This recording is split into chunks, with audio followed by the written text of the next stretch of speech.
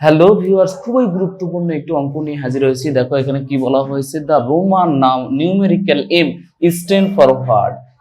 এখানে বলছেন Roman M প্রতীক কোনটি, সেটি হচ্ছে 10, 100 না 1000 না কোনোটি নয়।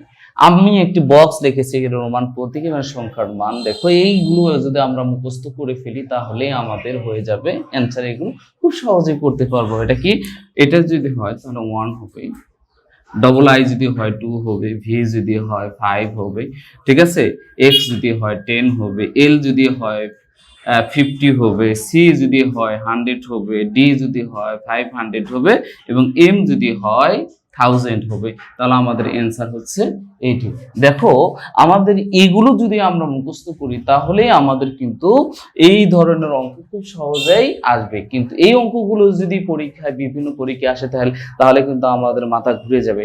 আরো একটা জিনিস দেখি, আমি যদি এরকম লিখি, আমাদের হচ্ছে একটা নিয়ম আছে, যেমন বড় সংখ্যা এরকম যদি হয় তাহলে কি হবে, এটা কত, এই বড় সংখ্যা আমরা জানি হচ্ছে এটা 5 আর এটা হচ্ছে 1, এটা হচ্ছে আমাদের কি করতে হবে, যোগ করতে হবে, ঠিক আছে। তাহলে কি হলো 5 প্লাস 1, তাহলে কত হলো এখানে 6।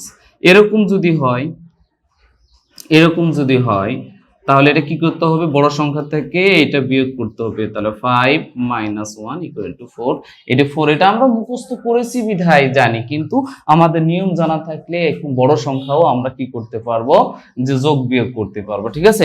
আরেকটা জিনিস দেখো, আপনি যদি এরকম যদি থাকে তাহলে এই সংখ্যাটা কি, এরকম যদি বলে স্ট্যান্ড ফর কত, তাহলে আমরা লিখবো এটা মানে হচ্ছে 10, আর এই উপরের যে চিহ্নটি এটির মানে হচ্ছে 1000, ঠিক আছে।